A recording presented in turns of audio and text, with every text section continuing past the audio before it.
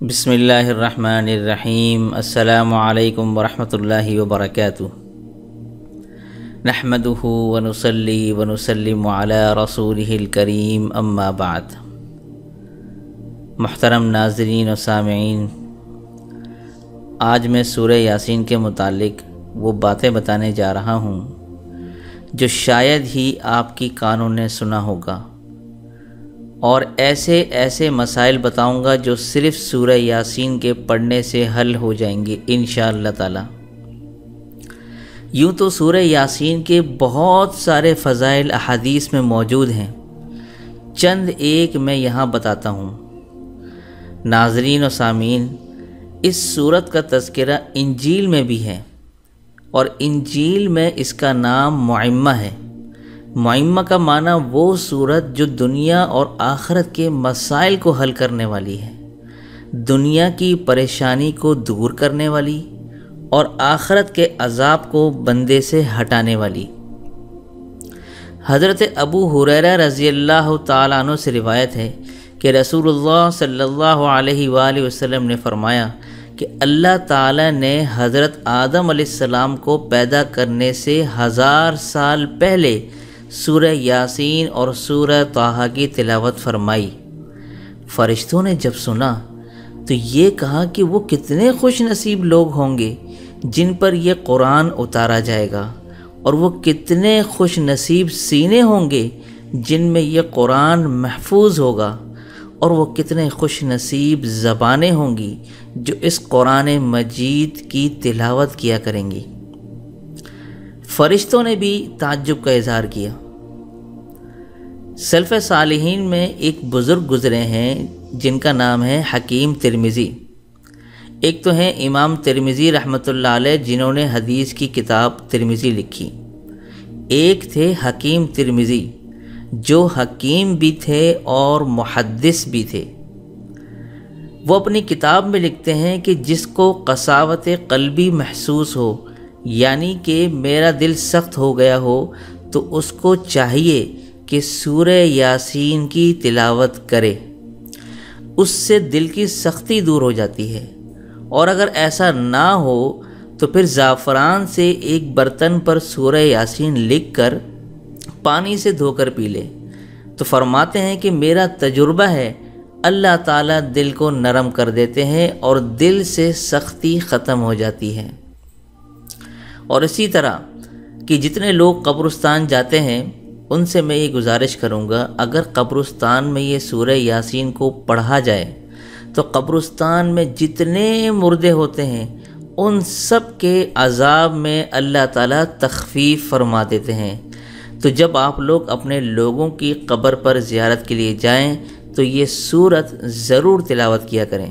حضرت اکرمہ رضی اللہ تعالیٰ عنہ فرمایا کرتے تھے کہ نبی کریم صلی اللہ علیہ وآلہ وسلم ابتدائے اسلام میں جب حرم جایا کرتے تھے تو یہ سورت پڑھ کر گھر سے نکلا کرتے تھے، جس کی وجہ سے کفار نبی صلی اللہ علیہ وسلم کو دیکھ ہی نہیں پاتے تھے۔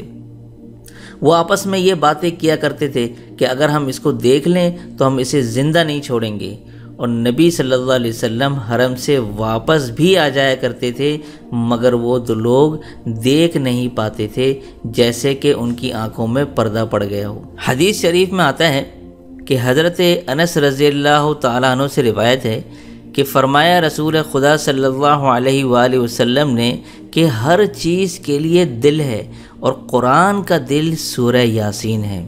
اور فرمایا رسول اللہ صلی اللہ علیہ وآلہ وسلم نے بے شک دوست رکھتا ہوں میں اپنی امت میں اس شخص کو کہ جس کے دل میں سورہ یاسین ہو، یعنی کہ جو سے زبانی یاد کر لے۔ اور فرمایا کہ جس نے سورہ یاسین دن کے شروع میں پڑھ لی تو اس کی دن کی تمام حاجتیں پوری ہوں گی، اور جس نے رات کے شروع میں سورہ یاسین پڑھ لی تو رات کی تمام حاجتیں پوری ہوں گی۔ اسی لیے آپ نے دیکھا ہوگا کہ اکثر مساجد میں فجر کے بعد اور عصر کے بعد سورہ یاسین کا اجتماعی طور پر پڑھنے کا اہتمام کیا جاتا ہے، تو اس کی یہی وجہ ہے۔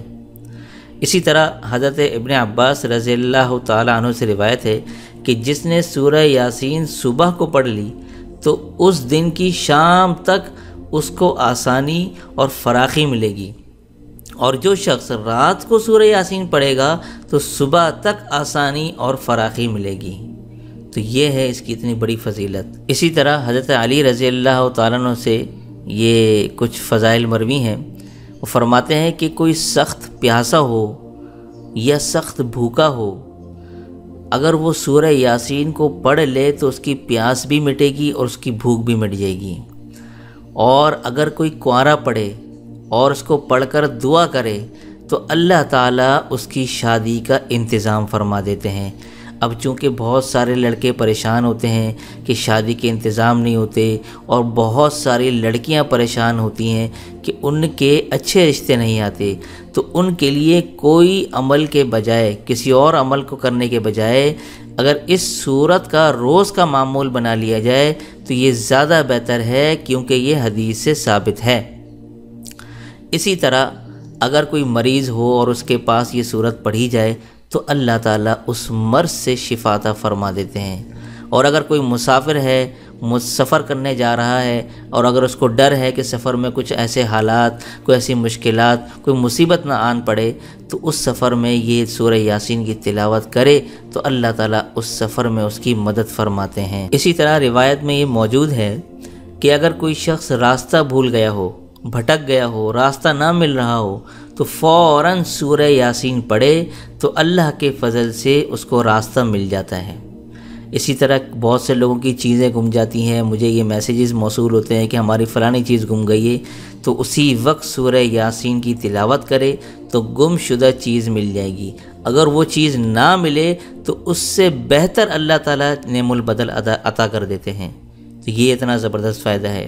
اور اسی طرح جس شخص کو کھانا کم پڑ جائے، بہت سارے مہمان آ جائیں، کھانا آپ نے کم بنایا ہے، تو فوراً سورہ یاسین پڑھ کر کھانے پہ دم کرے تو اللہ تعالیٰ اس کھانے میں اتنی برکت عطا فرما دیتے ہیں کہ وہ کھانا سب کو کافی ہو جاتا ہے۔ اور اسی طرح روایت میں ہے کہ کسی مرنے والے کے پاس سورہ یاسین پڑھے تو موت اس کی آسان ہو جاتی ہے۔ اور اسی طرح اگر مردے کے پاس پڑھا جائے جبکہ اس کو غسل دیا جا چکا ہو تو اس مردے کو اس سورہ یاسین کے پڑھنے کا بہت فائدہ پہنچتا ہے۔ تو میرے دوستوں، بزرگوں، دوست، احباب اور جتنے بھی لوگ یہ سن رہے ہیں، میں ان سے یہ درخواست کرتا ہوں کہ یہ جتنے بھی فضائل میں نے بتائے ہیں سورہ یاسین کے، تو امید کرتا ہوں آپ تمام لوگ اس سے ضرور فائدہ بھی اٹھائیں گے، اور کوشش کریں کہ صبح فجر کی نماز کے بعد اور عصر کی نماز کے بعد سورہ یاسین کو تلاوت کرنے کا معمول بنا لیں، اور اس کو حفظ کرنے کی ضرور کوشش کریں۔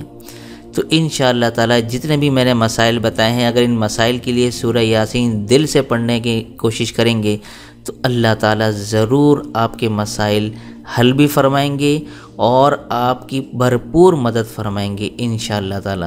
تو دیجئے آج کی اس ویڈیو کے ساتھ مجھے اجازت، تب تک اپنا اور اپنوں کا ڈھیر سارا خیال رکھیے گا، پڑوسی کے حقوق کا خاص خیال رکھیے گا، اور آپ لوگ مجھے اپنی خاص دعاؤں میں ضرور شامل رکھیں، کیونکہ مجھے آپ کی دعاؤں کی بڑی سخت ضرورت ہے، اور میں بھی آپ تمام لوگوں کے لیے دل سے دعا کرتا ہوں۔ تو دیجئے اجازت، السلام علیکم ورحمۃ اللہ وبرکاتہ۔